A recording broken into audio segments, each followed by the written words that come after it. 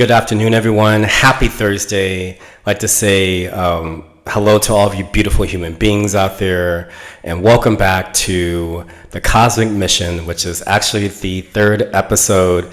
I can't believe it's finally here. This was a goal of mine to do. If I can make it to the third episode, I think everything else is going to be golden and solid and wonderful. So I'm super excited that I've hit number 3. And it feels really good to still be doing this, and I'm so excited about this episode. As I've been alluding to for the last 2 episodes, I've been talking about, water, a lot of water. I wore a blue shirt today to signify the water that I'm about to talk about. And then if you guys see the reflection in my TV, I actually have a mural of, or a picture of water behind me. I didn't even know a long time ago that subconsciously I was like looking into the ocean, like into the deep abyss and what is out there. But today, I'm going to share with you guys what I read and what I know about that deep abyss. And I think you guys are going to like what I'm about to say. So once again, guys, episode 3, we are journeying deep. I mean, deep. Probably as deep as the Marianas Trench out there in the Pacific Ocean, into the hidden messages in water. And I'm going to start the episode by saying, what is water? Water is 2 hydrogen atoms bonded by 1 oxygen atom. It's also accompanied by 2 unshared electrons, making it a tetrahedral geometric shape, which is what I'm about to pull up on my phone. If you guys can see it, water is actually this shape. That's why it's called a tetrahedral form. And now that we've talked about the science behind water and the chemical structure of water, let's get into the spiritual part. And I'm going to start with asking you guys to reflect on all the ways, all the things that we experience in water, or how we experience water throughout our days and throughout our lives. Let's start with water is all around us, right? In our environment. It's in our oceans, it's in our lakes, it's in our rivers, it's in ground aquifers. Yes, they still do exist. It's ice, it's clouds, it's in gas forms in the atmosphere, it's in our soil, it's in our plants, it's also in animals. And guess what, guys? It's also in human beings. And what if I were to tell you that water carries stored knowledge? Would you believe me? What if I told you water carries love from the all, or God? Well, guess what, everybody? I'm here to tell you that water possesses all of the above, and this is the hidden message in water. Water carries knowledge from the all. Water carries love from the all. So let's journey into the mysteries of water, and I think you guys are going to open your minds and really enjoy what I'm about to say with water. And I'm going to start the episode off with konnichiwa, which is Japanese for hello. I wanted to practice my Japanese a little bit, and then also give honor to the Japanese doctor Masaru Emoto for even discovering what is in water, probably about 32 years ago, when he was just doing research to find out fluctuations in water. But what he found out was there was actually hidden messages in water. And before I get into this hidden messages in water, I would like to give a shout out to 2 people, actually. Today I'm back at home, as you guys can see. I'm drinking my cinnamon tea I got down in Guatemala City. The last time I talked to you guys, I actually went down there and came back home. So my sister got me this cup a couple years ago. I still use it on a regular daily basis. And then I would also like to give a shout out to my Aunt Dorothy out there in Mississippi. I know you like to hear about all of my wonderful layovers. I know I stopped for a while, but we're going to circle back to it again. So I remember I told you guys before I left for my last trip, I wanted to do my second video before my life got busy again. And it did get busy again. We had a very long day getting down to Guatemala City, but I had a great crew. Both of my flight attendants and also really good friends of mine out there in San Diego. I mean, when we saw each other that morning, we just knew what we were going to do. The plan or the vibe was to go out once we get into Guatemala City and then go from there and see what happens.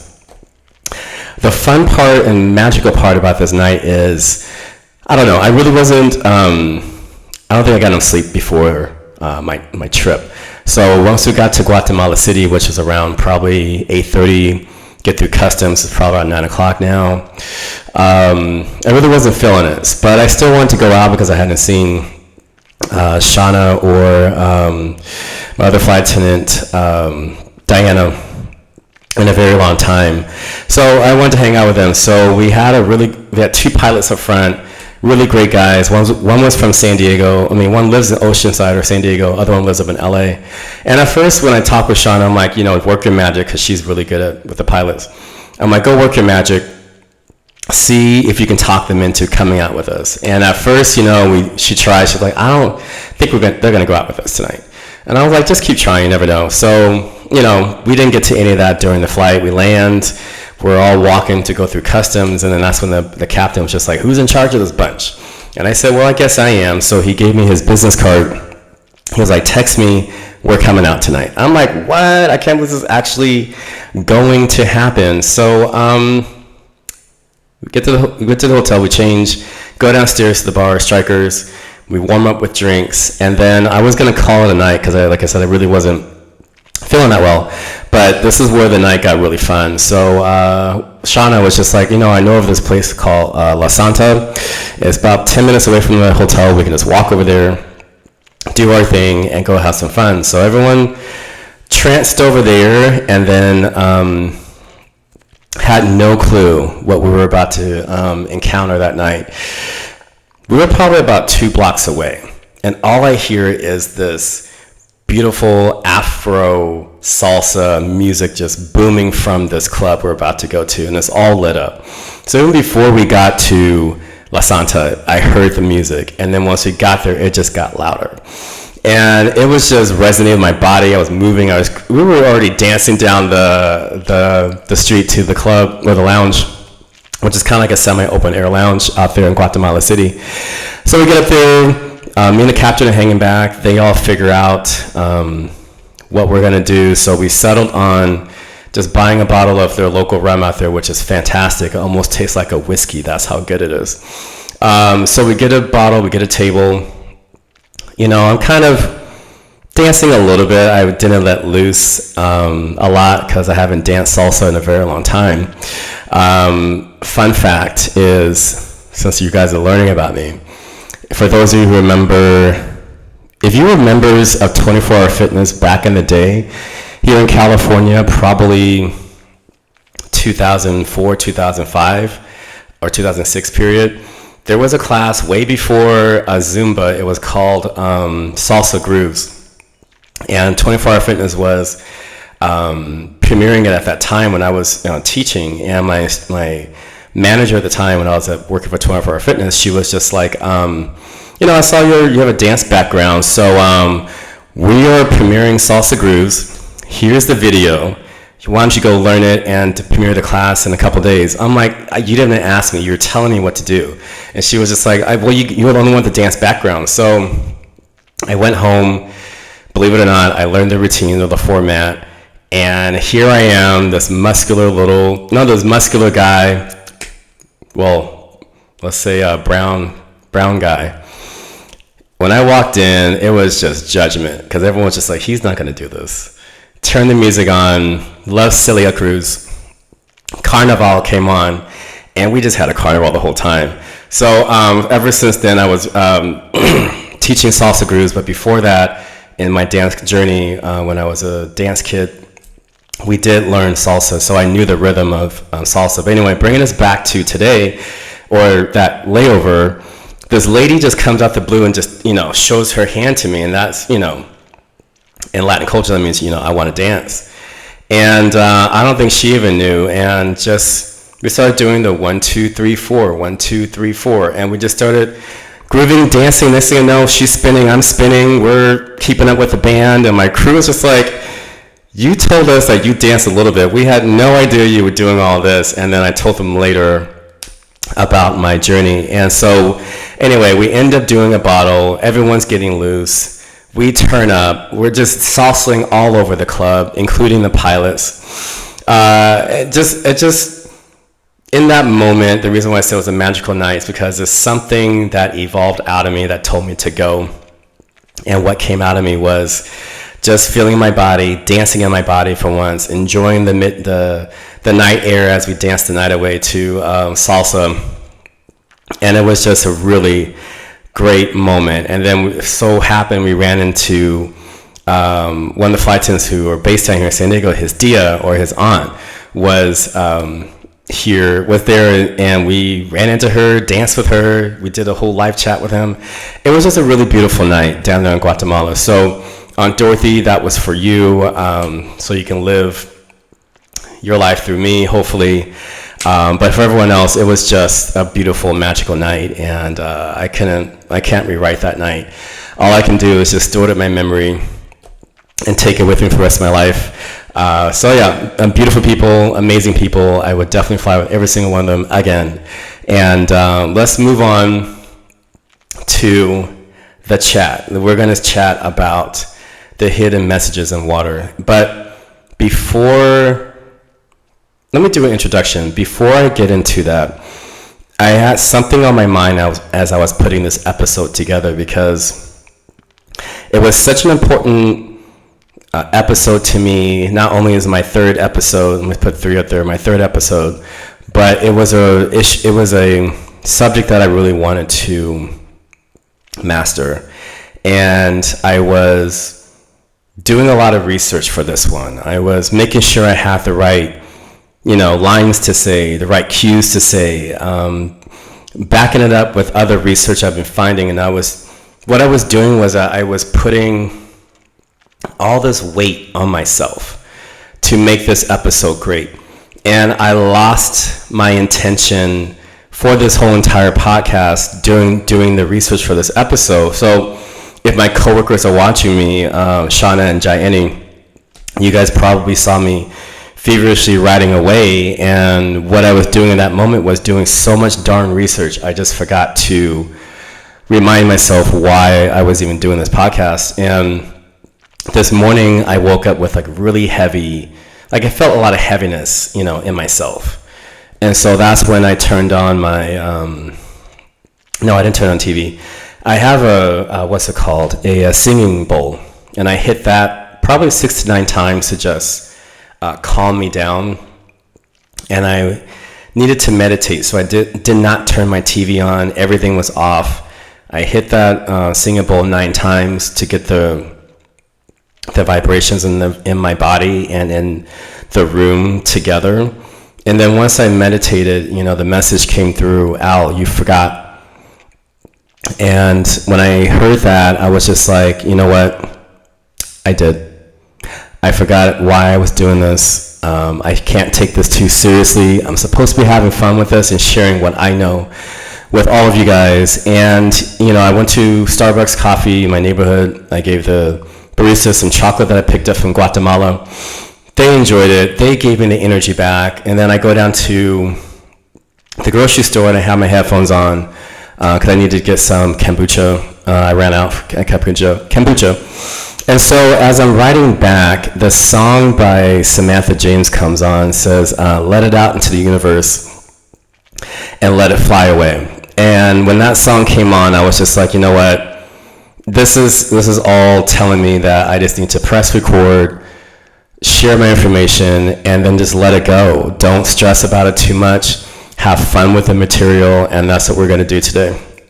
So I'm going to do the best I can to get the word out to you guys and make it fun all at the same time.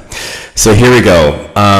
The introduction to this is, I just want to tell all of you that you are the creator of your life, meaning that you guys create the energy and experience here in the physical world. So for those of you who feel like your physical world is the one dictating it, it's not. It's this. It's this. When you guys change both, all of this together and you project it out into the quantum field, your world starts to change all around you. So in Western, especially here in America, it's like we talked about before in my last episode, it's always this outwardly projection. We're always looking for something else to react to us. I'm trying to get you guys to open your minds to the energy is in here. You just have to put it out there. It's going to come back. That's what we talked about in the Hermetic teachings of the law of attraction. That's the law of attraction in this physical world. Whatever you put out, it comes back. So if you put out negativity, guess what's coming back? You put out positivity, guess what's coming back? You put out love, guess what's coming back? You see where I'm going with, guys? Out, back in. Out, back in. So you have to put something out there to have it come back in. So that's what I wanted to tell you guys as I was going along with this project today, was to tell you guys that you are the creator. You can create and change any reality that you are in right now. It starts with you. It doesn't start with someone else. It doesn't start with Sally. It doesn't start with a new car. It doesn't start with a new house. It doesn't even start with a vacation, because you're taking all that stuff with you on a vacation. You have to start it now, and then that stuff will come. So I think if you guys open your minds to that, and once again, remember that you are the creator, you can create any reality you believe in. And I also like to finish up that is, as a creator today, I ask you guys to open your minds and be curious about the hidden messages in water. Now, as a creator, I'm empowering you guys to believe it. You can do the research for yourself, or you can listen to this whole thing and say, you know what, that's not for me, and that's okay. You're the creator, and that's what I want you guys to understand, is that as a creator, you can choose. You could choose to believe it and look for itself, or you can believe something that you're still doing and see if that's going to work for you. But that is completely up to you. But I feel and I believe when you know you have the power, you can change your reality just like I did. That's why I'm sitting in front of you guys today talking about this whole water thing on a podcast I thought I would never do in my whole entire existence. So if you guys think that, you cannot do something, watch what I'm doing. This is proof that you can be a creator. And like we talked about in my last video, about the polarity axiom from the Hermetic teachings as well. There's always a polar opposite. Everything in this life is a polar opposite. You can take I can't to I can, and I'll give you another polar opposite. The sun is seen as a masculine energy. The moon is seen as a feminine energy. So, like I talked about before, guys, when you remember all these axioms, you can become a master of your life, and you can start seeing things and changing your reality if you just remember who you are and know who you are. Just like in the Matrix, Morpheus always encouraged Neo, to know himself. And when you know it, you won't, it's just, I got to do an episode on that, because I keep referring to the Matrix. I really have to do an episode on that. But back to this, I'm going to start with the journey on the hidden messages of water, and let's get to know Dr. Emoto. Actually, Dr. Emoto is the first researcher to film, observe, and understand that water possesses a life consciousness. This life consciousness was left behind by the All, or the God, or the Creator. Whatever you guys call the Creator was here before. All of this stuff was created, which came from the Creator. Dr. Emoto found that healthy water forms crystalline structures. These structures carry knowledge and stored love. Let me say that again. Healthy water forms crystal structures within it. These structures carry knowledge and stored love. And whoever drinks this elixir consumes this knowledge. And that's what I want to get over to you guys, is that I'm going to show one of the crystalline structures. Hopefully it comes out on the video. This is what Dr. Emoto found as he was taking high resolution pictures of water.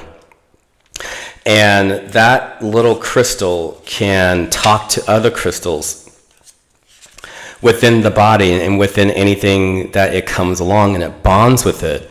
And then that's where the hidden message in water comes from.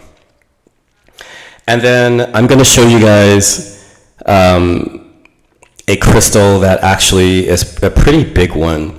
So in the book it says, we showed words to water. We wrapped a piece of paper with words typed on it around the bottle of love and gratitude.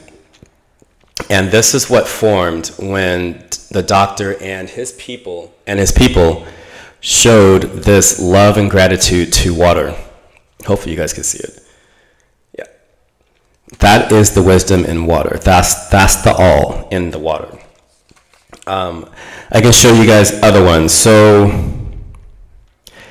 even when you say let's do it, and he did let's do it in Japanese.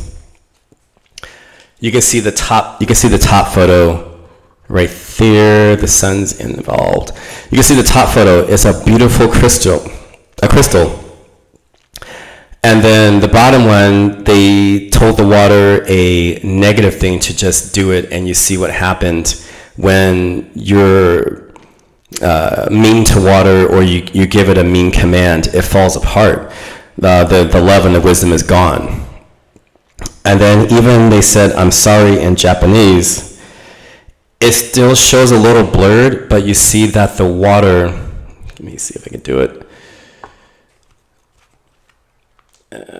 Where is it? There you go. You can see that the crystal is different, even with just saying that. And I'm going to show you guys a few more. This is all wisdom crystals when they said wisdom in Japanese, English, and then in German. And you can see even in any single language, all three crystals formed in the water. So what are we all saying here? What are we talking about here? We're talking about that water can listen. Water hears. When you speak to it in a loving way of love and gratitude or thank you, these crystalline structures almost instantly start forming in the water, and that's what the hidden messages in water is. Water is conscious. Water is alive. When it's moving. When it's dead, it's not moving. When it's dead, water doesn't relay any knowledge at all to the being that's consuming it. And that's what Dr. Emoto was telling the reader in the book, is like when you talk to it, when you love it, then the water comes alive, and it's better for the being that's consuming it to gain the knowledge of the all, of the one. And that's what he was talking about in his whole entire book. And then I'm going to show you guys a few more crystals, and then we'll move on. There's a top crystal that they said you are beautiful a few times, and they saw how the water reacted. And they said water is beautiful several times, and see how that reacted. And then the last picture on bottom is when water was ignored. And the last picture in the bottom, you guys will see that the water structure completely fell apart even after giving the water this beautiful, saying, just finishing it off with being ignored or not talking to it at all. The structure fell apart. Let me see if I can put that up on the screen for you guys. Let's see. This camera. All right.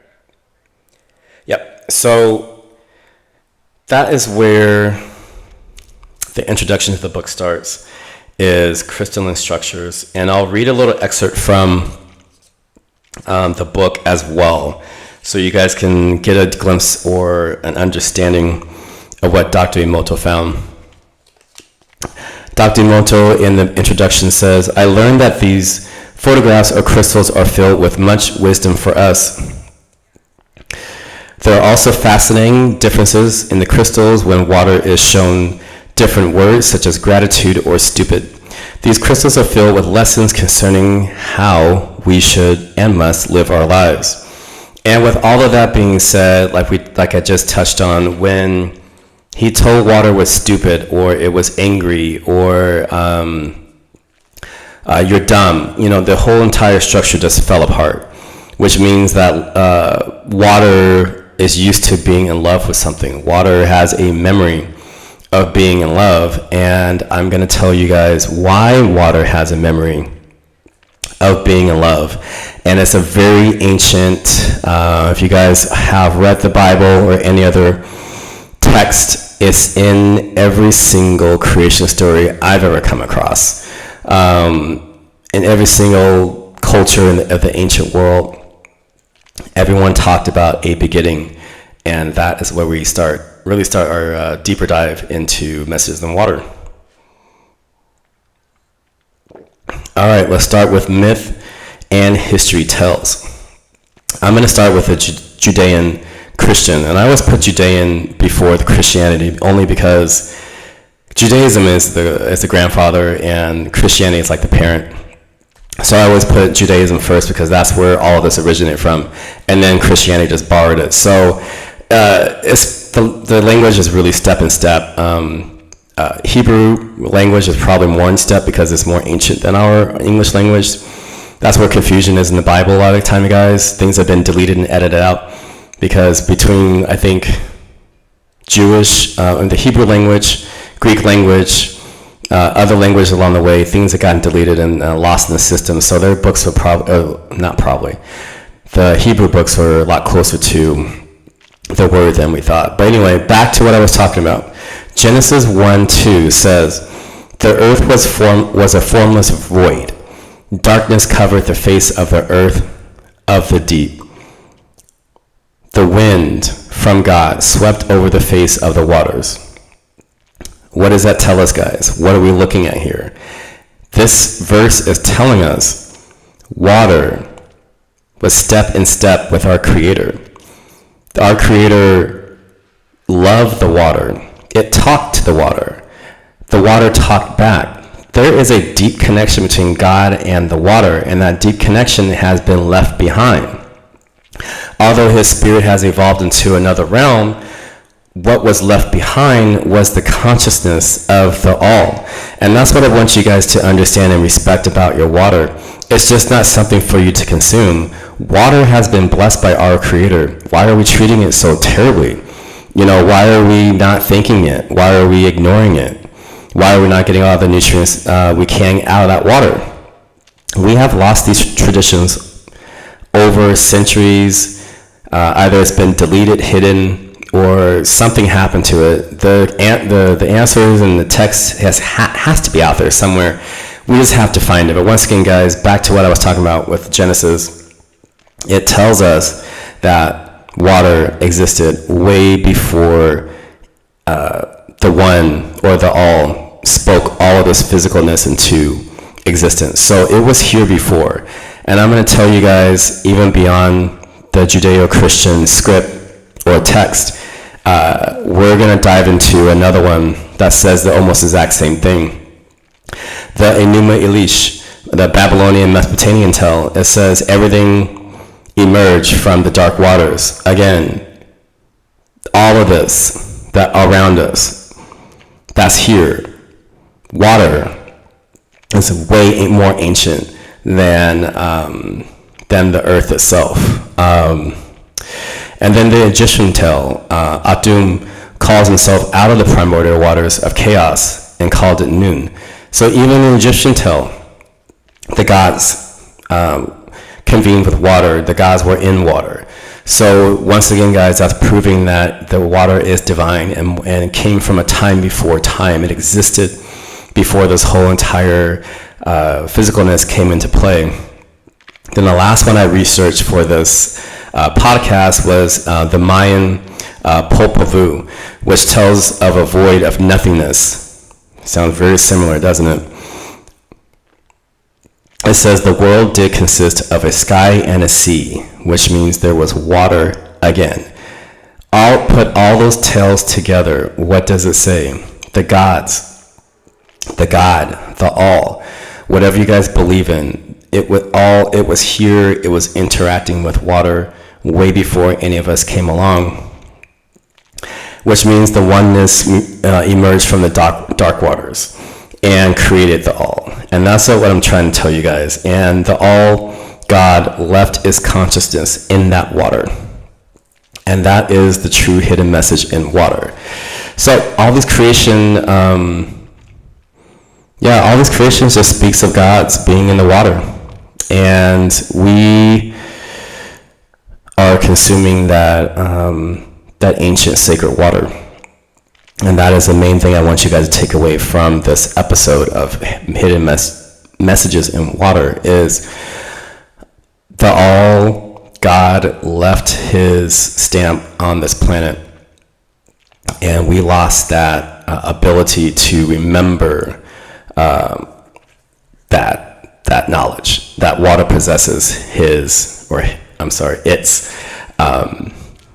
presence. The presence is there if we love it. And that's what I want you guys to understand about this whole episode. And then I had a few questions that came up as well. How do we lose this knowledge that existed? Where did it go? Who destroyed it? Was it lost in the Great Flood? So all these messages came up on the destruction of how we lost this precious knowledge of this sacred water. And it was just really mind-blowing to me when I read the book that it was these words of Genesis were just staring me right in the face for all of these decades. And I did not pay attention to how ancient water is and how sacred it really is for us to drink. And when we come to that realization, or hopefully you guys will come to that realization now that we talked about it, maybe you guys will start treating your water a lot better. And which comes back to treating your water. And let's talk about how you guys treat your water. I'm going to try to find some pictures of water that's been ignored or water that's been talked down to or hated. It's a very different structure when we hate our water or when it's super ignored. Let's see if I can find some.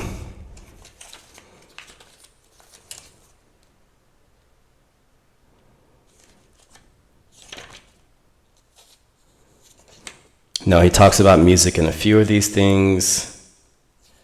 Computer, television.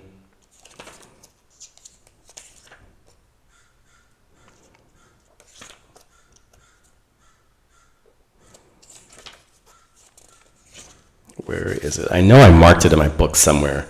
Just can't find it now. But anyway, guys, I just wanted to say that when you hate it or ignore water, the water structure just completely falls apart. And while I'm finding it, I can also talk about, how, like we said, how we lost that knowledge and why have we been buying into this whole consumerism of what's good water. And what we're finding out is if you don't talk to it, it's not good water. If it's dead, it's not good water. Yeah, it will hydrate your body, but it won't give you all the knowledge that your body requires for you to have a happy existence. And still trying to find that picture, hopefully. But I think I showed you guys a few of them before we started today about the wisdom and knowledge that it carries. Found it. Yeah, so there's 3 pictures of where Dr. Emoto and his team said "you fool," and they told the water "you're a fool" in Japanese, English, and then they said Japanese all the way at the end. Hopefully you guys can see these.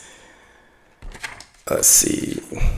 So you can see at the top, they said "you fool," and then "you fool" in English, and you see that the water completely just fell apart. It's almost unrecognizable. But what they were saying is, like, even if you, say "I love you" to water, it will come back to life almost immediately.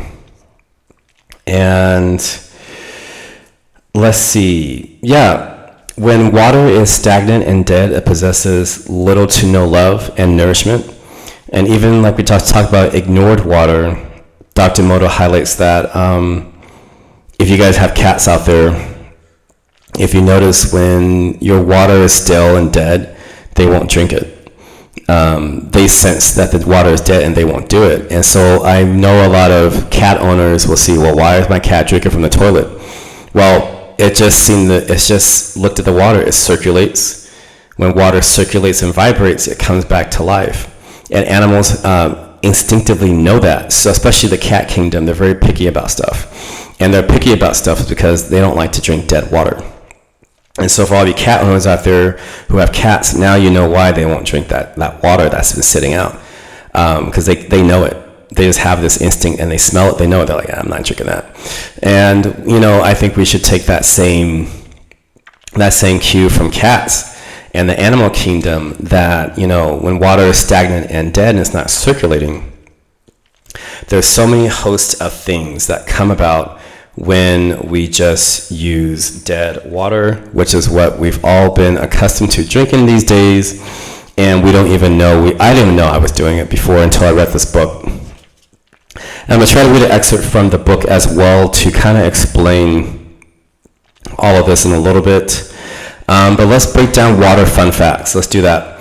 So in the book, Dr. Emoto talks about and tries to give the reader a perspective of what this all is. So water fun facts, what I call it. And we're going to break down the percentages. And this is in this book too, for those of you guys who want to read the book.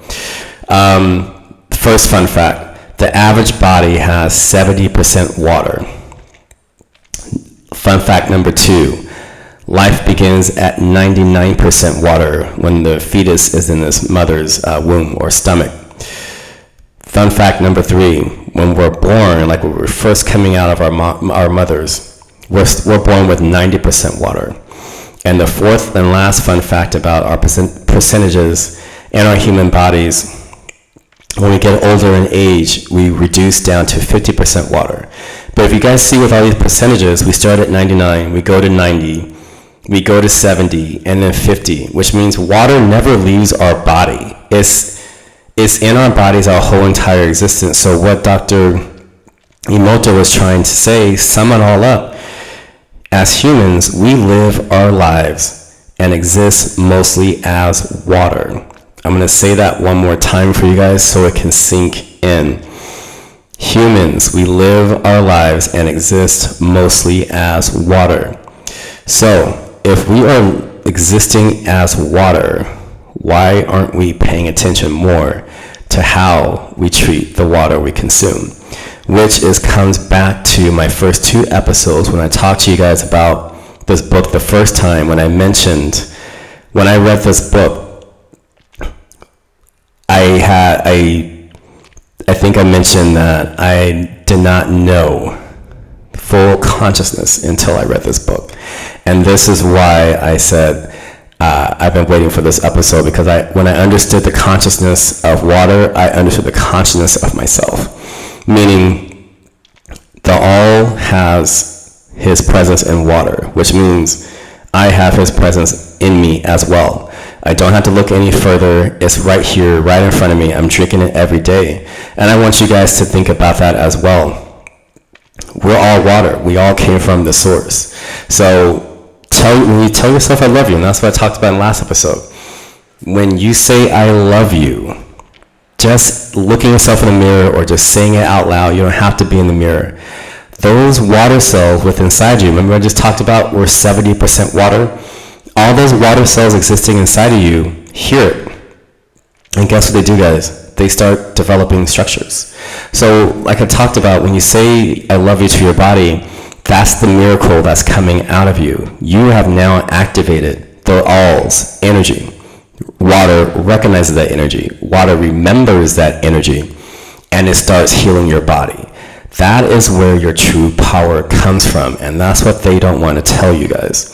When you consume healthy, good water, you tell yourself you love you. You stop hating on yourself. You stop telling yourself that you're depressed or whatever. When you tell yourself that you're happy, you're joyous, you're blissful today, and you start talking to yourself and telling yourself, I love you, your body is going to respond to you in so many different ways. You will be, like I said in my last episode, you'll be almost mind blown, not mind blown, but you will be mind blown, and you'll keep doing it.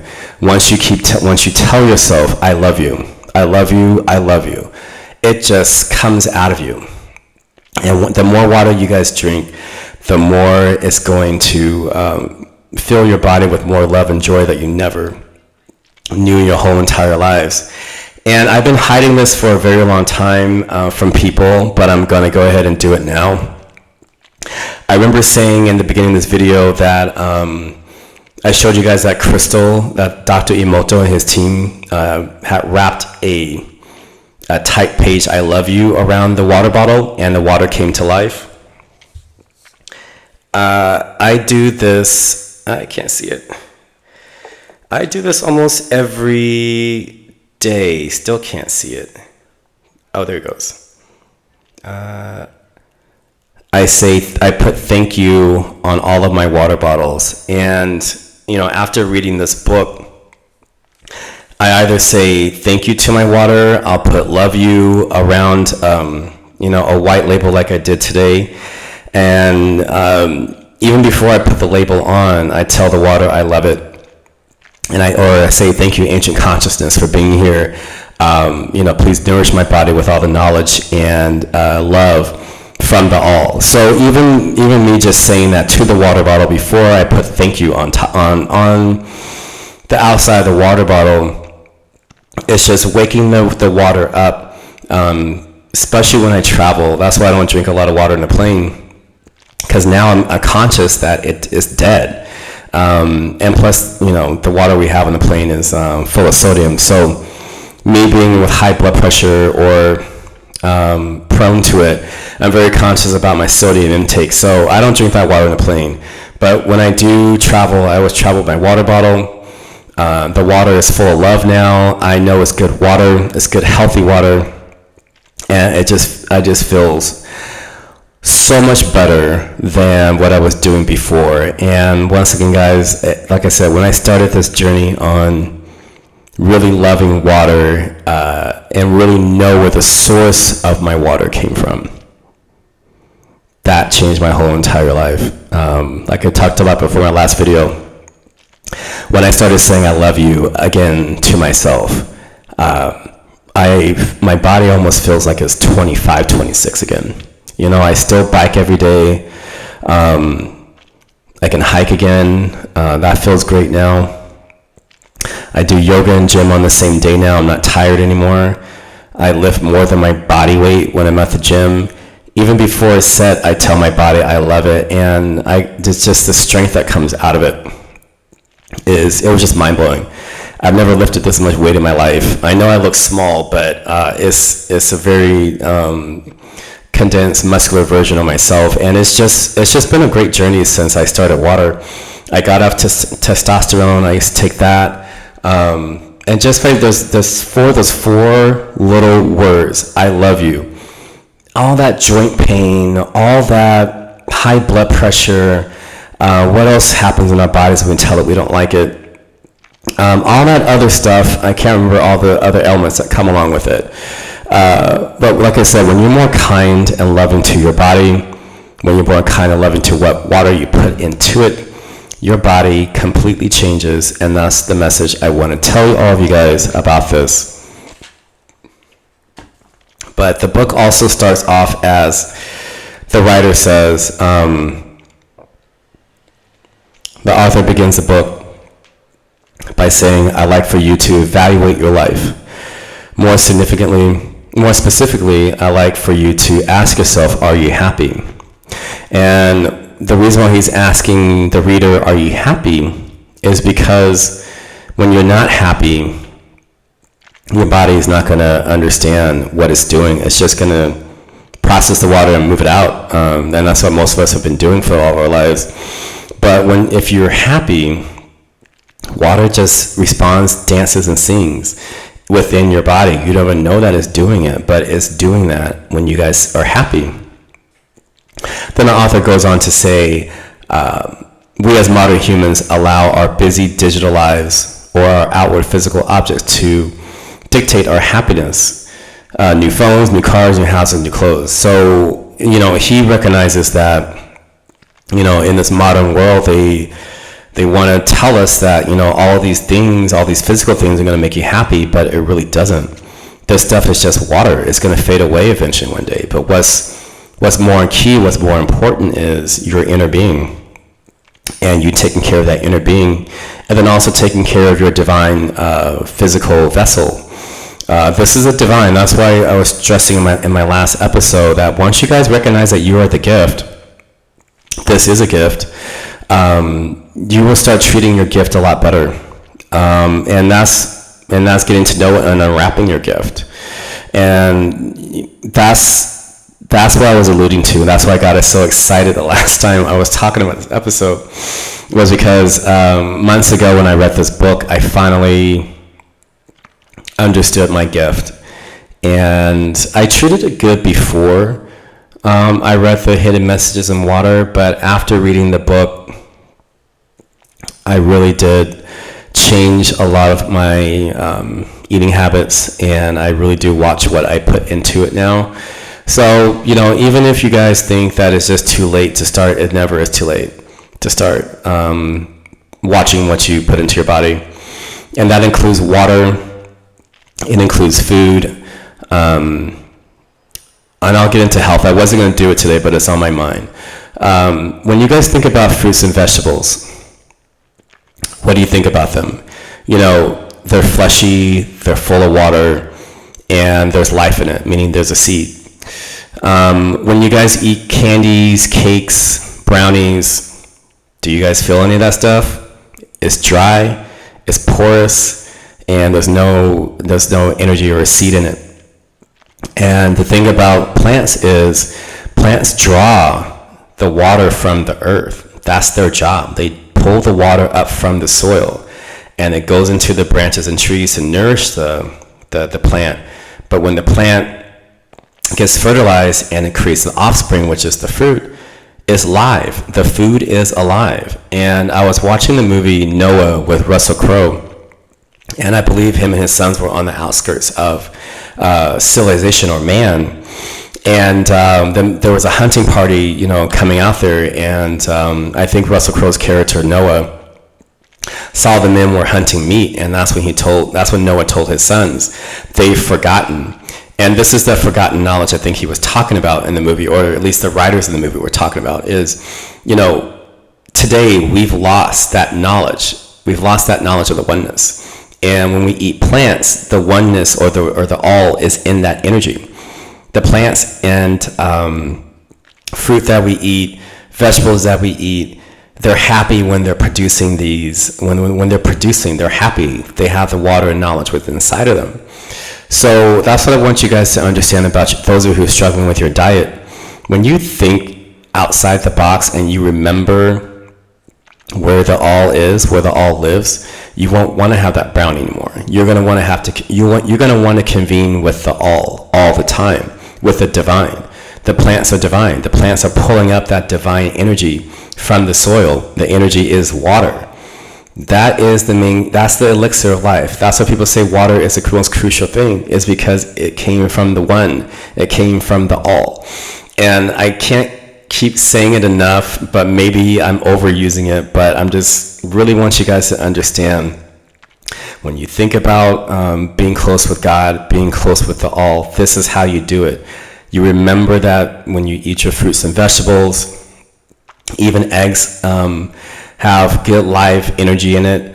All of those things, well, your body will just start producing this love, this energy, this knowledge. It's just going to download into your body. It's going to download into your joints. It's going to download into your muscles, your skin.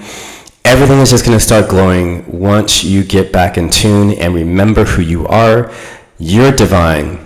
Your divineness should be eating other divine things. And that's what I want you guys to remember, understand the next time you want to roll by a McDonald's, or you want to, go to the dessert place. Not saying that I don't do it either, but I mean, every once in a blue moon I'll eat it, but I already know what I'm eating is dead. It's not going to serve me a purpose. So I just want you guys to be more conscious about that the next time you roll out there and you want to reach for something that's dead or it's not beneficial to your body. So once again, guys, take care of your vessel and it will take care of you. And I think you guys will have a better time, a better consciousness with your vessel. And that's what I'm calling it, a vessel. And then I'm going to read a few more things from his book, and then I'll get back to what I'm talking about. And he also said, it seems we're living in an age of chaos.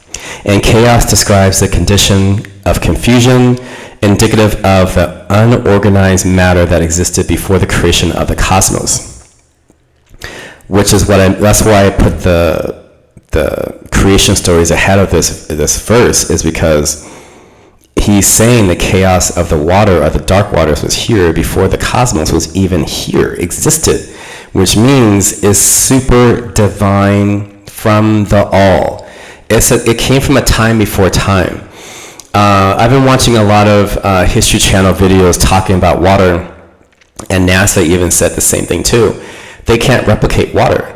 Water just can't be replicated. That whole theory of the Earth being bombarded with what's it called, stones, or I almost had the word, I'm reaching for something, but comets.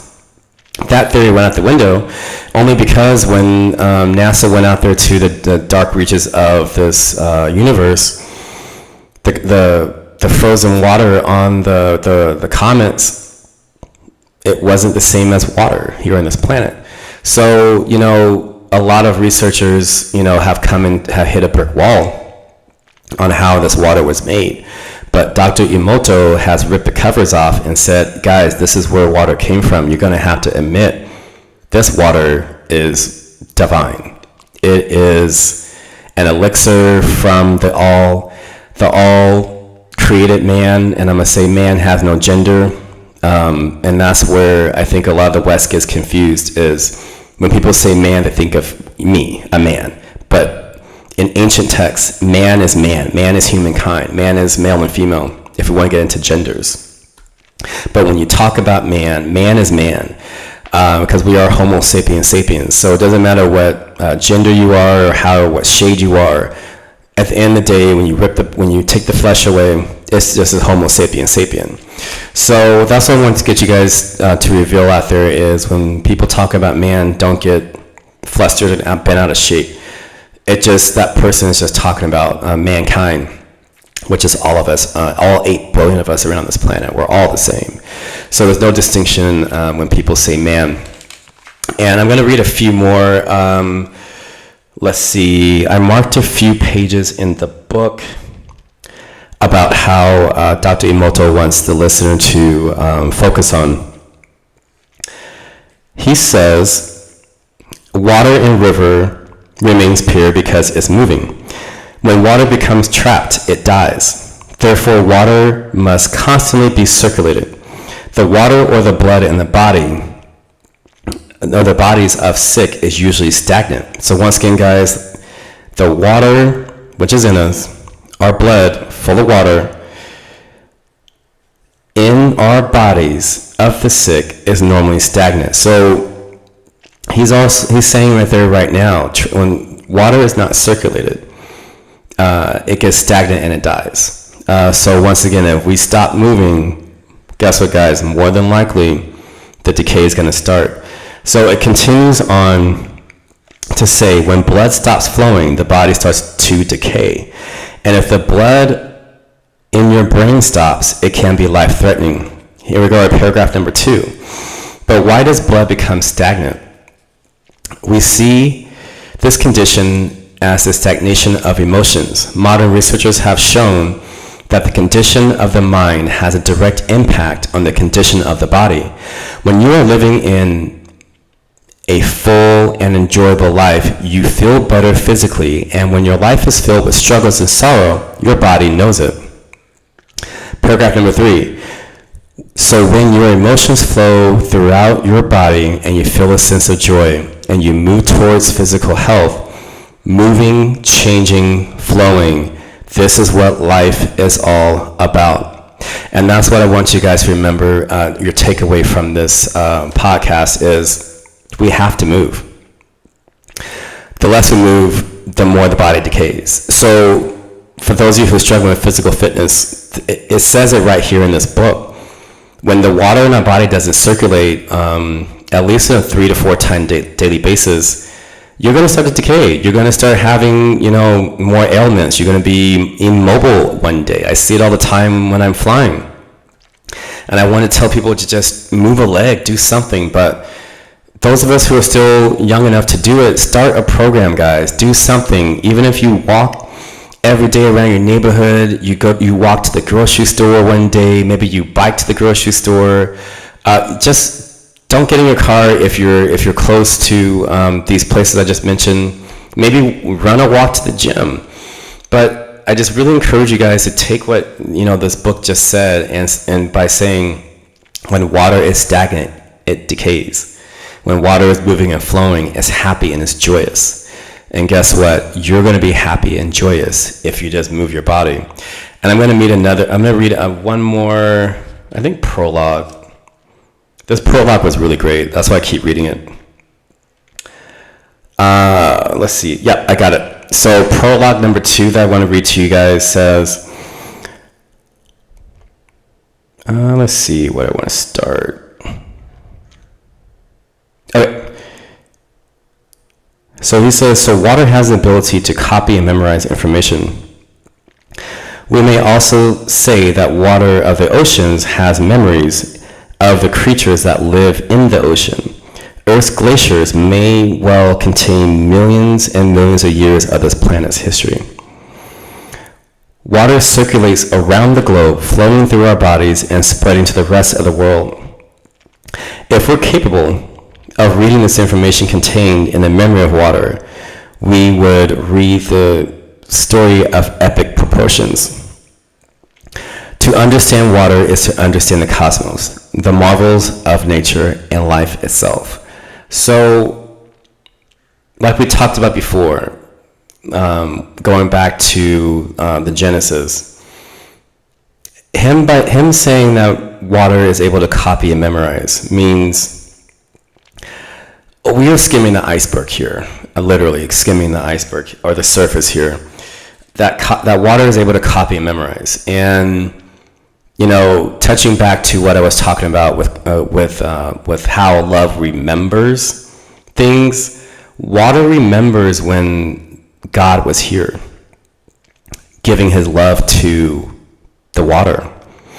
And that's what I thought about when I read this text is, if we go with the theory that he's talking about, that water remembers, water still remembers that ancient period in its life of existence where it remembers the love of the all. And when we show the water love, it remembers how that felt because it had it already. And when we remind the water of love, it reminds itself, and it starts producing that love for anyone that consumes it.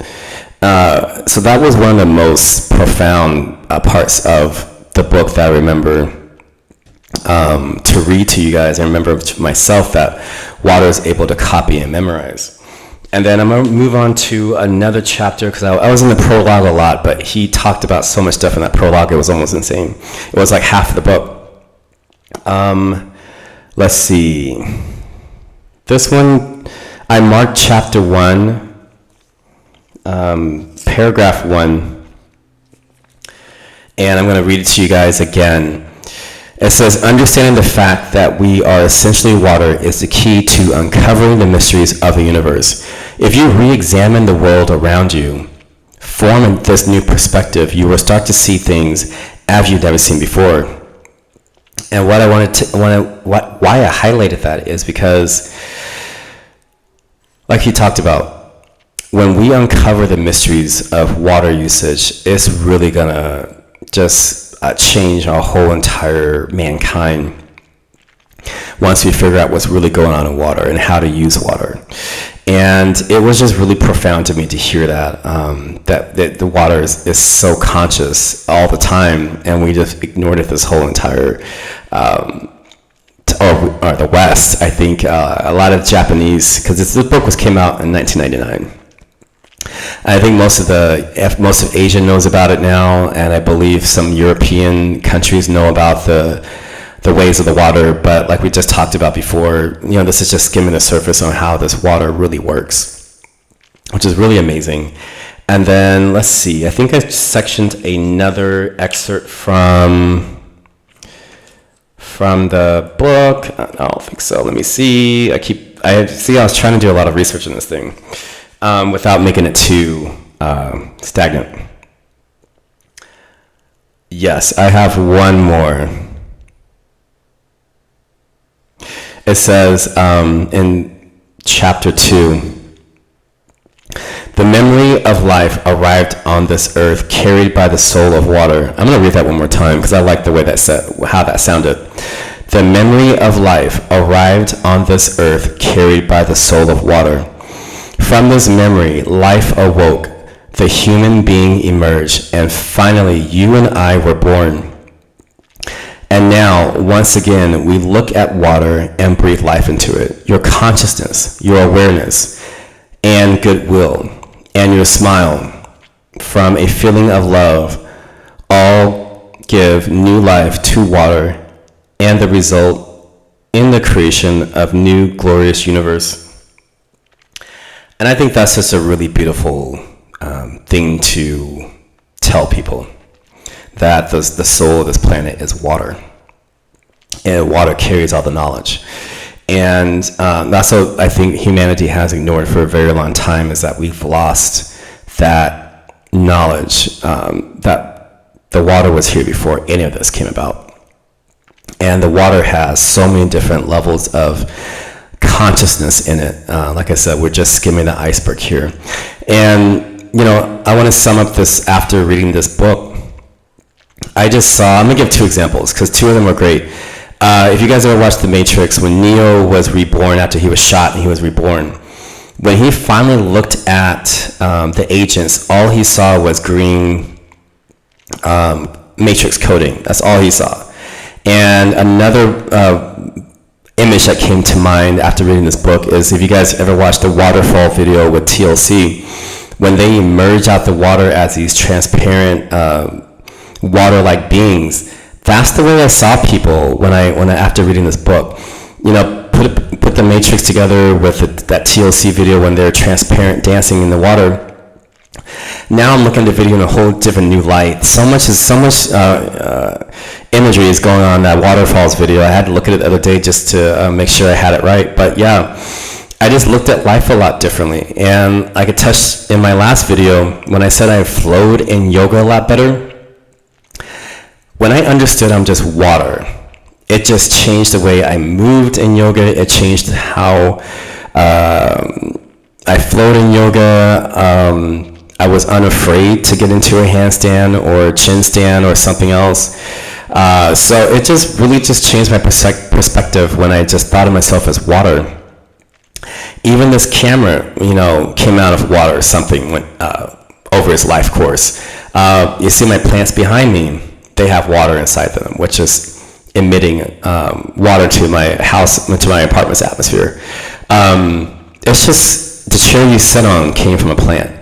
The clothing that you're wearing came from a plant, which dropped water. So you put this all together, guys. Water is a source. Everything emerged from the water. Even in Egyptian tales and the Mesopotamian tales, it says the same thing. Everything has emerged from this water, and this is what we have to realize about ourselves and about this wonderful planet that we call home.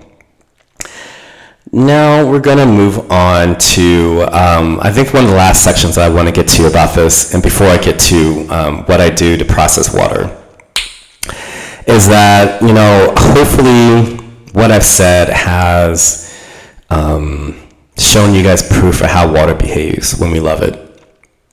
But I do want to ask all my missionaries out there, I want you guys to ask yourself a question. Now that you know that there's consciousness in water, and that there's love in water, and there's the all in water, are you going to love water from this day forward, or are you still going to hate water and ignore it? So that's a question I want you guys to ponder on and contemplate on as we go forward from this episode, is now that you know what's in water, are you still going to treat it the same, or are we going to try a different way of doing and treating water? And I want to just go back to, like I said, my second episode, which was about loving yourself, telling yourself I love you. This is why I told you guys it's so important, and I noticed it as soon as I said I love you to myself. All of this, all these things that I used to feel in my body has completely changed, or has completely been deleted. All because I read this book and, figured out that love is the way. Love has always been the way. And just to share with you guys for fun facts, because we would talk about a lot of heavy stuff. Let's make this fun. For the longest time, I didn't want love. Back in my 20s, I outwardly tried to find love, and thinking that if I get into a relationship, I'm going to be happy. But what I found out is, if I'm not in love with myself, like we just talked about, I really can't love someone else. And now this is all making sense on why people tell you that. If you're not in love with yourself, how the heck you can be in love with someone else? And I truly understand what that means now. And going back to the story is, back in 2010, I broke up with my ex-partner. We're still friends to this day, but for the last 14 years, I've been avoiding love. And this is, like I said, another personality habit that I picked up is, I learned not to love anyone. And I kept it that way for a very long time. Somebody would show it, I would run away from it. Someone would get close to me, I would push them away. All because I didn't want love. And that was a habit of being Al that I had to delete. It's been a really hard program, a running program to delete. But I had to realize that I installed it. I can uninstall it. So, over this last year, probably since January, I started to open the door to love. And then I was still kind of rejecting it because, like I said, Al always bubbles up. He always comes up and says, oh, you're just going to get hurt again. But like I said, after reading The Habit of Unlearning Yourself, that really cemented how that running program needs to be deleted. So now the way I function, I think my family has probably noticed it. Probably friends of mine that I still do have around have noticed it too. We just deal a little differently now, or I deal a little differently. I don't really run from it anymore. I'm always trying to exude love and kindness. So anyway, that program has been deleted, but I just wanted to share with you guys that once I leaned into love and I found out what love meant, and I fell in love with myself, truly myself, I'm able to, love others, love my plants. I tell them I love them. Periodically, I tell myself. Periodically, I used to tell myself every day, but it's gotten a little distant. Like every once, I don't know, maybe 3 to 4 times a week, I tell myself that I love myself. Only because I know it already. I don't have to keep telling myself all the time. So once I got into practice of telling myself I love me, then it didn't really have to be said every day. But just yesterday I was in Rapid City, and I stood in front of the mirror and I did that, and I felt so much better afterwards. But that's what I wanted to say about myself when dealing with love for the last 14 years. Was like I finally decided to be the creator, change that programming, delete that programming, and then reinstall love into my life. And that's how I've been living for the last, especially probably about 3 to 4 months. This is just new, fresh, still living in love. So I'm still researching, feeling that, and seeing how that feels. And let's see what else I wanted to say to you guys. Yeah, like I said before, when you tell yourself you love you, when you say I love you, like I said, your cells within your body, that tetrahedral, like I said, structure really starts to form those crystalline structures inside your body. And that's how you really start hydrating yourself, and you start learning the lessons of water. And as we know, water talks to each other, the reason why they bond so well. So they're passing along knowledge in your body when you tell it you love it. We're not sure what message that really is, because like I said, we're just skimming the surface of what water really talks to each other about. But whatever it is, it's still getting information, and as we pass it out, and that water goes back into the ocean, to the knowing ocean, from the land. That's how the water picks up on what's going on the land. It's recording everything that we do. Let's see what else. Let's see. Making the connection. This is what I wanted to talk to you guys about. Oh, that's right. Let me go back. Let's talk about music. I didn't get to that. Dr. Emoto, within his book, not only can water, like I said, respond to I love you, but he played, I believe, Chopin music, and he also played a lot of Beethoven music to the water, and the water responded.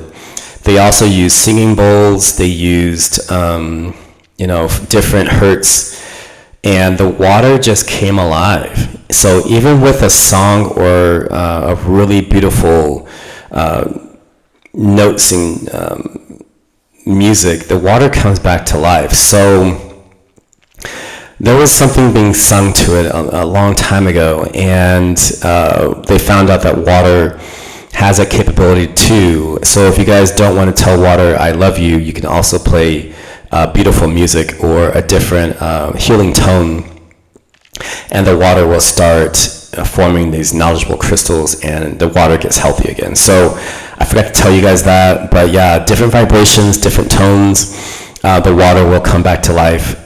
So I think you guys should probably do that too once when you're bringing water into your house from the outside, or you're filtering it yourself. Play some music. They're singing. If you have a singing bowl, strike that a couple of times next to the water bottle, the water. Those healing tones, it will start a whole process and bring the water back to life. And I wanted to talk to you guys about how I feel about this. Hang on. So when I was in Rapid City yesterday on my layover, I was taking a walk, and this just came to me, and I called it Making the Connection. And I wanted to share with you guys. Remember I told you I was a preacher's kid, and we always went to Sunday school and all these other summer camps that was available to us. So making a connection to all of this, I recalled this memory saying my Sunday school teachers always told us, and many others too, within my journey of being a preacher's kid, that God lives within you. And I remember that as even growing up, even now as an adult, I never understood what that meant until I read this book. And now I understand what they're talking about. God lives in the water that we consume, and it's now a part of my body. And so, on that walk, that just dawned on me that that's where God lives. God lives in the water, which now is going to exist inside of you if you tell it you love it. If you don't tell it you love it, you're going to miss the connection. That connection is going to be severed and it's dead. But the moment you say I love you to the water, you say I love you to yourself, they are a part of you, and that divine connection comes through the water. And that's what that's a missing key. That's what I'm trying to say. That is a missing key I wasn't getting when people told me that God lives within you. I mean, I know our higher beings are eternal, and that's where we come from, but there's also a physical part of this, and that's water. Water is God. Water lives within us because we consume water. So those of you struggling with water, hopefully you won't be struggling anymore to drink water after this. You may not even want to have those chemical-based sodas and juices and all, not juices, just chemical-based sodas. I'm gonna go with that. those have no nutritional knowledgeable value in it. It's so full of chemicals and other things. It's not nutritional to your body at all. Actually, it destroys a lot of your inner organs. And that's the part that they don't put on those sodas. They make it look so juicy and cold, but what's going inside of there is terrible for you. Especially Diet Cokes and all that other stuff. There's so much aspartame in there, you're just really destroying your body, and it's going to start breaking down. So instead of doing that, you guys drink more water, pray to the water, talk to the water, and your joints and your organs will thank you for it later on. But like I said, guys, when you have a whole drinking diet of sodas, I'm sure you guys already feel it and know it. Your body doesn't feel good. But when you drink water, or when you start drinking really good water and you love it, it's going to change your whole entire body. It's going to feel good again. Yeah, and I like to also mention that water has been a sacred thing since man began, and I want to reiterate to you guys that when I talk about man, it's all humans. We've lost that knowledge over time, and because of Dr. Emoto, all of us are finally starting to wake up to the consciousness of water and what that really means. That consciousness is the love, the hidden love within water. And let's do a story time, because this is all very heavy. You guys are probably going to laugh because you're going to associate, all of my epiphanies come from grabbing coffee. So like I just mentioned a few minutes ago, I was on a layover in Rapid City in South Dakota. We had a really beautiful night with the crew. Everyone came out. And then anyway, I get up next morning, and I was walking to Starbucks, and where the hotel we stay at, we have to walk to this World War I World War I park. And I walked through the park. I had my headphones on. I really couldn't listen to. There was like the Rapid City Creek that went right through there, and was going through, didn't listen to it before. I was on my way to get coffee. I'm on my way back, and I noticed the creek again, and something just said take my earphones off. So I took them off, put in my bag, and what I heard was this beautiful creek just rushing along the rocks. It was babbling, it was gurgling, it was dancing. It just had this beautiful song and vibration that it was releasing into the air. And I just stayed there for probably about 30 minutes just listening to the sound of water. And it was just such a beautiful song that it was just so calming to my spirit that I just couldn't stop. And that's when some other things came to me. So I just started to breathe in and out, listening to water's beautiful song. And that's when it dawned on me that this water is rushing back to its knowledgeable source, which is the deep ocean. And it also reminded me of the journey of water. And if you guys have never really studied the journey of water, when the sun comes up, it starts evaporating. Its charged particles start evaporating. Bodies of water, and which turns into moisture in the air, or which turns into now like a gas or clouds. That's just moisture that's been given off by bodies of water. Another way moisture gets into the air is through plants. Plants pull the water up. When the plant has circulated all the water that it needs, it starts to transpire, or transpiration, that's what it's called in the plant kingdom. And that's just plant sweat. So you guys look at the documentaries about the Amazon rainforest and how much water those plants get. It's not because the ocean, it's because the plants are giving off that moisture, which comes right back down to their roots, and it goes right back up, it comes right back down. That's transpiration. So if you guys aren't familiar with plants, that's what plants really do. When they have enough water, they perspire, and that's where the moisture in the air comes from. So if you guys have plants in your house, it's a wonderful thing, because not only are they processing oxygen, but they're also giving off moisture in your air. So plants do a lot of wonderful things, but that's another way moisture gets up into the atmosphere. And then once that trapped water releases to the atmosphere, it collects, And then, like I said, the sun charges its particles. It agitates the tetrahedral of the water molecules into the sky, and then it falls as rain. So the rain waters the land, and once the water touches the land, now it goes on this swift journey back to its source, which is the ocean. So that's what I was thinking about when I was standing there meditating on this creek, is how fast water likes to get back to the ocean source. And then I was also thinking, maybe this water is picking up messages and information to give to the ocean now, to see what's going on the land. And it's just been quite a really big epiphany or a wake-up call. How water behaves is gonna find its source again, and that's the biggest thing I had to take away from this. It's like watching water in nature. It just picks up so much knowledge along the way, and it feeds it right back to the ocean, and then the cycle starts all over again.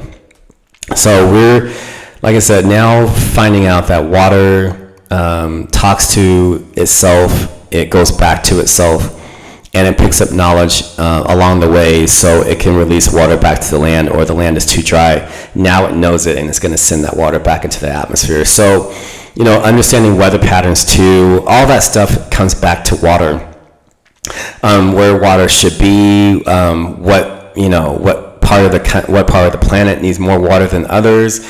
It's a whole conscious, circulating system. The animals know about it. This information circulates all over through our oceans, through currents. The currents are there. We scientifically know what the currents are there, but now we're understanding that water is more conscious of that, and it's literally doing its own thing underneath the water, and we're just so oblivious to it, But like I said, we're just waking up to what water really does, and it's really amazing what it does. Let me see what else I want to talk to you guys about. Let's see. Yeah, I wanted to also say, with all that being said, once we start believing that you're drinking you're drinking God's water, you can take your power back. And I was kind of struggling to talk to you guys about this one, but I think I'm going to say it anyway.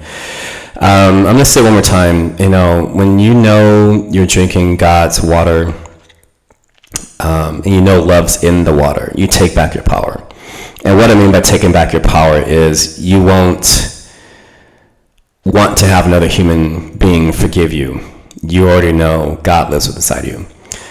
You won't have to or want to beg someone for forgiveness, meaning some other minister or priest or something like that, because your healing powers are inside of you already. God is giving you that water. Once you love it, it's a healing thing. So I was thinking about that too as I was, contemplating at the creek. Is like, you gotta take back your power as an individual and as a light traveler, as a light being. That you don't really want someone else to tell you these things or say you need them to be healed. You can heal yourself. And I didn't understand that until reading this book. That when you remember who you are and know who you are, you won't need to have to, go to someone else for all of your problems. Everything can be done with you. And, our Creator has blessed that water and has gifted it to us. We can use that water to heal ourselves. And that's the power of being a conscious human being is. No one can tell you who you are. Only you know who you are. And that's what I mean by being a creator. Once you know who you are, no one can tell you otherwise. You know it through and through.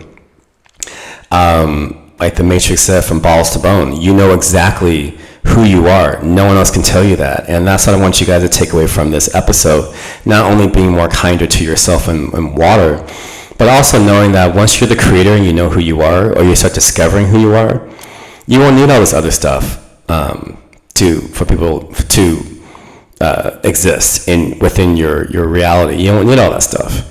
And just going back to you being the creator, like I said, God gifted you with this water, which goes back to what we're talking about in the Judean Christian text, the wind of love, or I call, the wind of God, the Great Spirit, walked in the same water that you're drinking. And I want you guys to really think about that next time you put water to your mouth. The God, the Great One, the All, the One, walked on the same water you are drinking today. It hasn't changed. It's still recycling itself. So next time you guys think about water, it's sacred. Our Creator has given us this gift, and we're just squandering it away. Well, the West is. I think most of the parts of the world know about this, but we're just getting back into our oneness with the creative source. Although the creative source moved on into a higher plane, it left behind their consciousness in this water. So we have to start treating our water better. And that's what I want to talk to you guys about, is treating your water better, and then loving yourself better. Because all that comes together, being kind to your water, being kind to yourself, it goes hand in hand. You can't have one without the other. If you ignore the whole thing, water is just going to exist because it exists. But once you put it all together, you love yourself, you love the water, now you're talking to the divine. And that's what I want you guys to understand about this water episode, is the divine connection with water and yourself. That is the missing component in water, is being in love with the water, which means being in love with yourself and being connected to the all. That's where the bridge is, and then we've forgotten about that bridge. I was thinking also that there has to be some text somewhere buried out there.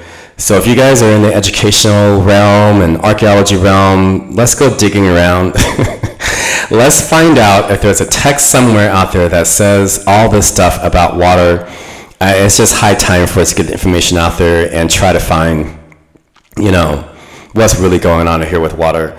And then before we wrap things up in a little bit, I had a little introspective time about water. And this is going to be a little more religious because, like I said, I was a preacher's kid. So, I was baptized a long time ago. And I watched my dad do a lot of baptisms over the years. He always, wherever he went, once I got, moving independent as a kid and a teenager, then an adult, he took me with him. So I've seen everything with my dad. So with that being said, I had an introspective time of thinking about, there were times I recall where, or you guys recall it too, where I think most of us have been in a situation where, when you were baptized, what were you doing? You were baptized and dunked in water. As kids, some people in the Catholic Church, they get christened by water. We drink water during ceremonies, or sometimes wine in some religious practices. And then there's many other uses of water in other religious communities around the world and other rituals. And what dawned on me is, I'll put that all together. Why is water involved in all of our religious practices? It's because we've known about this the sacred water for the longest time, and I think we forgot about it, but we still practice, things without really knowing where the source of it came from. But now I'm aware, and hopefully you guys are aware now, that water is so sacred. That's why it's used in so many ceremonial rituals in any religion. It doesn't matter if it's Judeo-Christian and Buddhism or any other great religion out there. Water is always used, and this is a connection I made when I was doing my contemplation out there at the creek in Rapid City. And I also want to remind you guys of, even Jesus himself, for those who believe in Jesus, he was baptized in the River Jordan.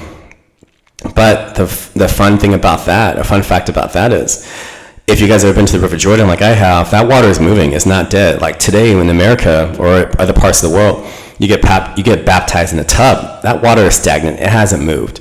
But river water, like we talked about and Dr. Emoto talked about, water stays clean when it's moving. And like I talked about before, I've been to the River Jordan. So hopefully family and Aunt Dorothy, this is the time to share with you guys. Yeah, me and my entire crew back in 2016, we went to the Jordan River. And we did a Nazareth and Jordan River Jordan River tour on one of our layovers, because we used to have 3.5 day trips, or 2.5 day trips. And the 2.5 day trips, no, it was 5 and 6 days. So it was a 5.5 day trip and then a 6.5 day trip. And we had, on the 5.5 days, we stayed 2.5 days, and then on the 6 day line, we were there for 3.5 days. So it was like a mini vacation for me for all summer. And the end of the summer, we all went on this tour. And I normally don't do tours. Shout out to my friend Kobe. He's from Israel, so when we finally met and started talking about history, I used to rent the cars, and he used to take me all around Israel, and I fell in love with Israel. So thank you, Kobe, for introducing me to that beautiful culture you're from, which is in Israel, or Jewish life. It's a really beautiful country if you guys ever go there. But anyway, back to the story. We do Nazareth. It's a little hilly town. There's a few Christian churches if you guys find them. And then we went out to River Jordan. Now, that day we went to the River Jordan, the fun fact was our tour guide told us, just letting you guys know, we don't have to stay because the officials who baptize everybody aren't here today. And so we looked at each other and we're like, we're still gonna go. We came all this way because it's up north, it's in northern Israel. So we're just we're here. We already paid the shekels to get in, because when you guys go to the building, you have to shed off your outside clothes and put on the white robes. So we already paid our shekels already, and we were already about to change. So we went ahead and did it. And we walk out there, and of course, it was a beautiful day. Nobody was out there. I think it was us and a few others. And I would say probably about 15, 20 people, including us. It wasn't a lot of people in the river. So we go out there, and everyone was just looking at each other like, what are we going to do? And I think one of my crewmates said, I think Al grew up in the church. He could probably do it. And I looked at them all. I'm like, I haven't done this stuff in a long time, guys. No, I'm not doing it. And they're like, no. That's what you should. And one of my crewmates, Melody, she was just like, I'll help you out, because she was Christian as well. So she was like, I'll help you with the baptisms. You just say the words. And I swear, I don't know where this stuff came from. Like I said, my dad used to drag me to all these baptisms as a teenager. I just looked up at the sky, looked up at the sun, and the words just came out of me. I don't know where it came from. And I ended up baptizing, with the help of my other flight attendant, Melody. We ended up baptizing the whole entire crew. And in the River Jordan, well, if you guys ever go, bring some shoes, because those fish they nip at your feet the whole time. But anyway, the current is very strong. So me and her lifting people in and out the water, we were pretty tired by the time we had finished up. But it was the flight attendants, and then we had our flight deck with us as well. So it was 4 of them. So we're doing that, and particularly one of our first officers, he was just silent and crying. Well, he cried a little bit when we did the baptism, and then he was just silent the whole way back to the hotel, and then he was silent pretty much, our way back to the United States. And it was a funny, serendipitous moment. I go through Chicago because I had to do international service manager, but if you guys know what that is, there's always one lead flight attendant on international flights. And I went up for that position as international service manager, and I got it. And I went to Chicago. I think it was around, it was fall. It had to have been October. After summer had ended. So I was in Chicago in our corporate tower on a break. Lo and behold, I run into the first officer that was crying a little bit when I dunked him in the water in the River Jordan. He was like, Reverend Al. And I was just like, who's calling me Reverend Al? Only a few people knew what happened out there. And he was just like, and I saw another guy, Bruno, and he was just like, hey, we were baptized in the River Jordan, and da-da-da. And I'm like, oh yeah, that's such and such. So we had this really great conversation, and then I met the other guys because they were there for training too in the headquarters. So he said, can I talk to you on the side? And so I'm like, yeah, you can talk to me. So he was just like, I just want to say thank you for what you did out there, what you guys did for me out there. I said, well, what are you talking about? And he told me, he was a little silent because he was dealing with some stuff in his life on that trip, on that excursion. And he's like, after that baptism, it changed his whole entire life. He started to do things a lot differently. He stopped doing what he was doing. And he just wanted to say thank you to me for everything that I did that day. And at the time I was like, well, I didn't do anything really major. I just, said the baptismal words and we dunked him in the water and he came back up as a new person. But I think what he was just trying to convey over to me is, whatever I told him out there was special to that river. And that river changed my whole entire life.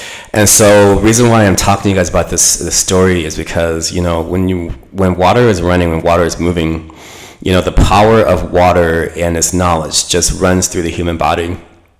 And it changes the human body so much that, so much love and joy comes out of it. And he's never forgotten, that moment in time. And he just wanted to remind me of that.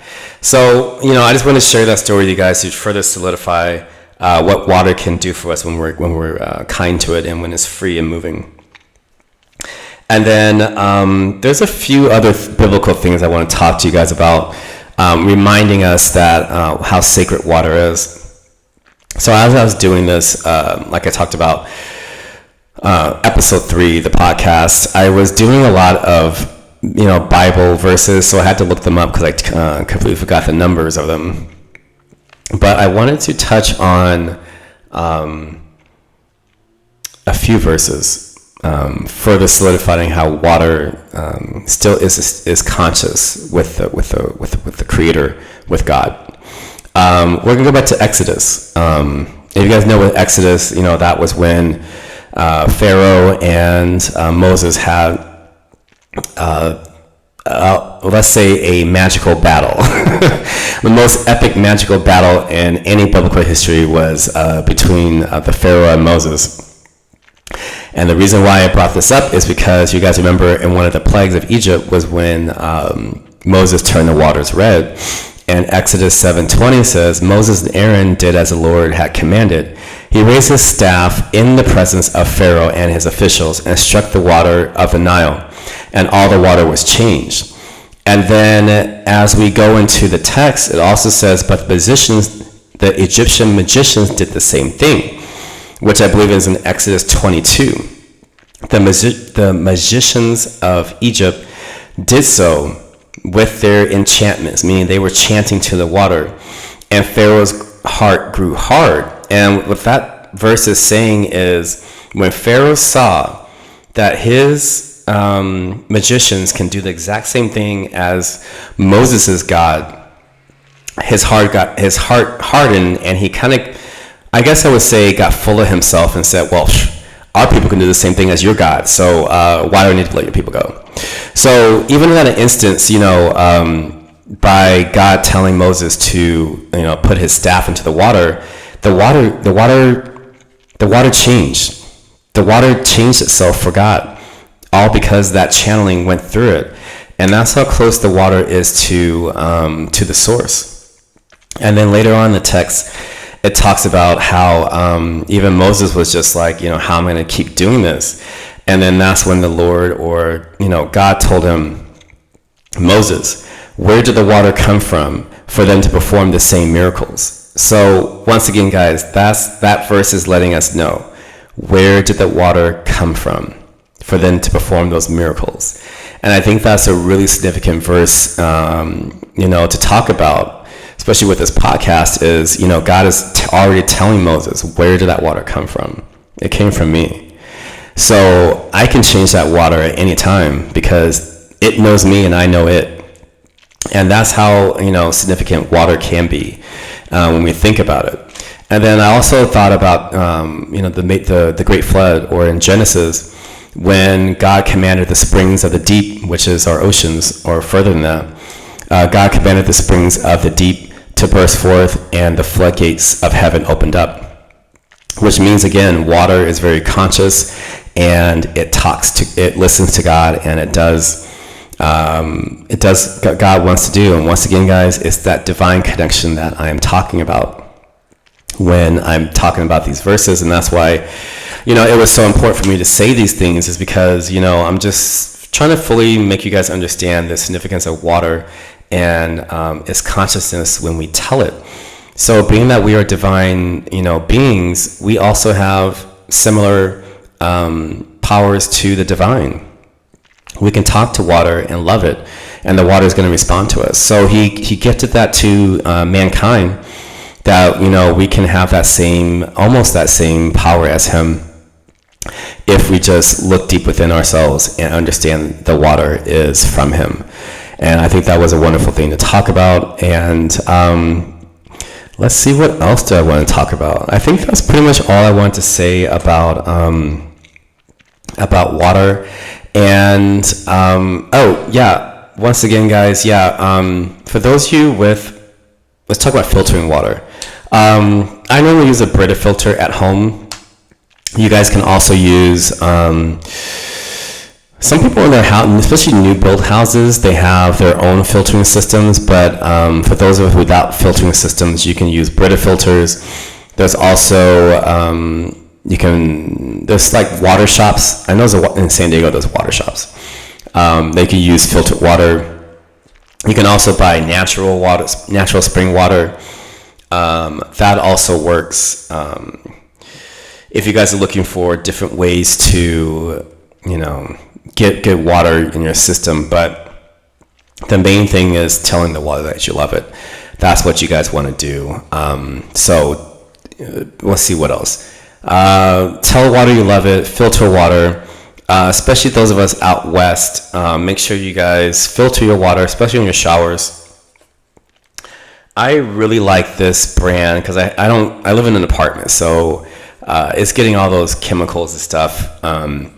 But I hooked up a shower filter or a water filter to my shower.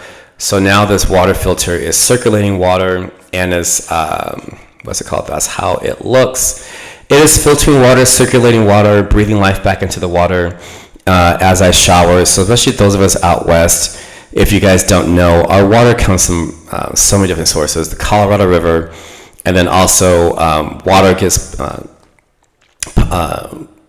routed down from up north where I'm from. So water takes a long journey before it gets down here to Southern California, and it's picking up so many different chemicals and memories and stuff like that by the time we get to it, guys, it's really bad. So if you can hook up a water filter to your shower, I highly suggest you guys do that. Let's see what else. Like we talked before, make sure you either talk to your water or put thank you to your water. Let it know that you're appreciative of it. That's a great way to talk about water. Let's see what else. If you guys have water filters, change them. If you don't have water filters, I think you guys should probably get one or two in the house, and I think that would go a long ways for you guys. And let's see, I think that's pretty much all I wanted to say to you guys about water. Let's see, there's another passage that I wanted to read to you guys, or something else I came up with, and that's for those of you who go to church.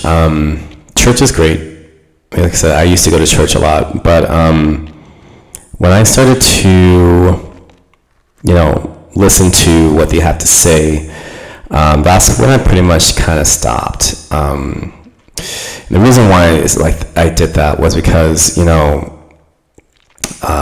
wanted to tell you guys that if you guys are listening to these pastors and ministers out here, if they're not talking about or teaching love, oneness, kindness consistently, I would stop going. Or maybe you guys find a different church that does. Because like I talked before, when you guys are listening to all of that other rhetoric that can come out of the pulpit, it resonates in your body, and then you start hating yourself. You start feeling bad about yourself. You start feeling like a sinner again. And that's what I want you guys to open your minds to. When you're not hearing love, compassion, and kindness out that pulpit, it's just time to go. You don't need that. You don't need to hear that negative energy. And then for them to still say, come to me, I'll fix you. Pay this amount, I'll fix you. You don't need fixing. Only person that can fix you is yourself. And that is the message that was coming across to me as I was putting this episode together, is for those of you guys who are involved in church. Once again, if you're not hearing love, oneness, kindness out of that pulpit, it's just time to find another church. If you can't find another church, be the pastor yourself. And I'll tell you a story, and I understand this now. My mom, she stopped too. I mean, she moved towards televised church sessions, but for the most part, my mom stopped going. The only time she went to church was when my dad was preaching. But now that I'm looking back at it now, the reason why she stopped is because she knew who she was. And she didn't need someone else telling her all these negative things about herself. So, when my mom used to go with us, if it wasn't, my dad preaching, we would stay for the devotion, like the songs, because the songs or the hymns that they sing are very, very powerful, very great. And when you play music and voice to it, it's so powerful and uplifting. So we would stay through the devotional period. When they were about to introduce the pastor, she's out. She's like, come on, kids, let's go. And so, putting together this podcast, that memory came back to me. And now I understand why my mom left, is because, she wasn't hearing love and compassion at that pulpit. And she wasn't hearing how people can heal themselves and be lifted up and remind people who they are. And I think that's what I wanted to talk to you guys about in that memory, is that my mom showed us the way. She showed us that when people, talk down to you or call you, different names that are not you, and it's time for you to go. Or it's time for you to find somewhere else to go, or just do it yourself. For the longest time, my mom had church at the house. I don't know if she still does it or not, but like I said, I just remember that memory of her always, tapping us and saying, let's go, before this minister gets up there and start talking. So I just want to share that with you guys for those of you guys do go to church, or, you have a church leader. Like I said, guys, if they're not speaking love and compassion and kindness, it's time to find somewhere else to go. Because, like I said, you know who you are. Once you live in love, you don't want to go back to hate. You don't want to go back to sadness. You want to stay in that bliss. And I think that's what we should all strive to do, is stay in bliss. And I think I've talked long enough. It's almost 2 hours. This is a long podcast. But I've been meaning to quote this poem for the longest time, but I think this is a good time to do that.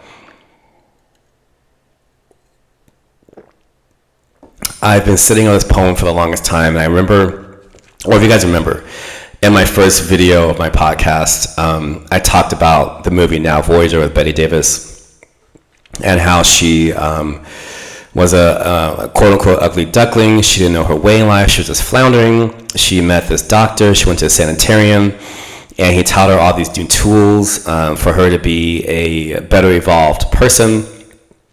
And like I said, her character went on a voyage. It was like a 2-week cruise. And during that voyage, she was challenged to go back to her old self. But what Charlotte did on that Voyager is that she became the most popular passenger on the Voyager. She went everywhere. She was curious about everyone and everything.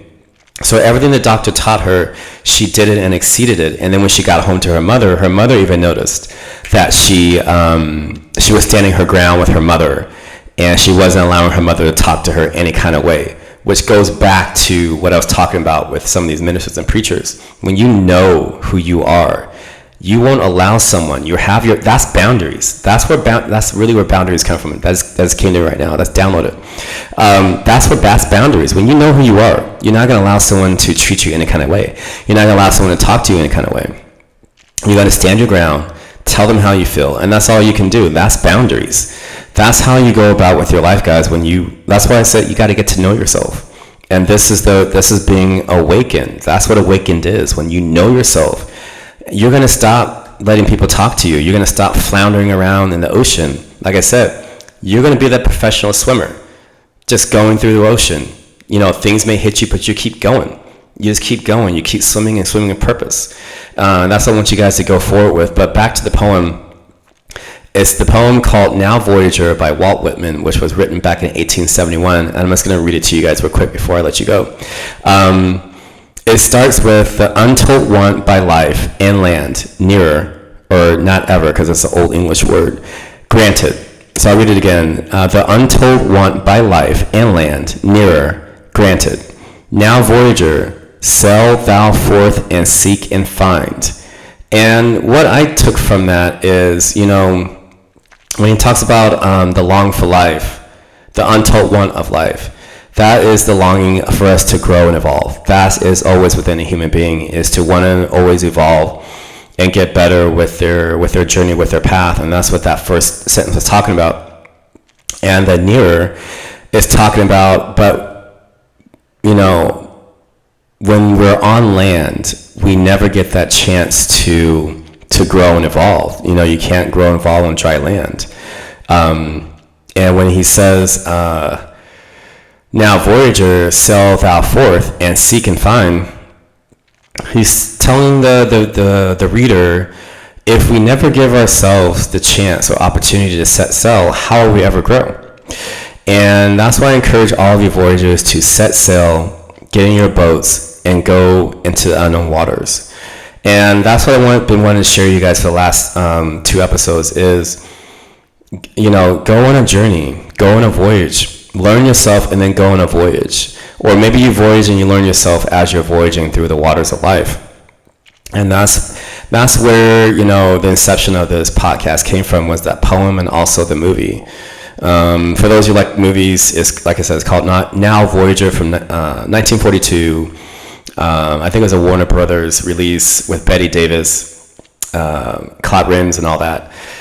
So yeah, if you guys want to check out the movie, see what I'm talking about, it's a great film. It's a black and white film, but it's just a really great storyline. The reason I keep coming back to it. So with that being said, guys, set forth, go seek and find, and like I said, always stay curious about everyone and everything, and you'll go far if you lead with love. And that's, again, coming back to what I said in my last episode. When you lead with love, everything will fall into place, everything will come into place for you, and the miracles will start happening in your life. And that is all I want to talk to you guys about. I haven't set my next episode yet, but I will try to find something to talk to you guys about. I think I've said enough on this one.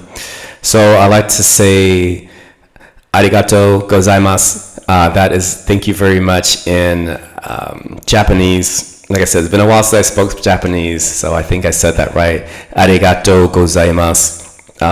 Thank you very much, all of you light beings out there.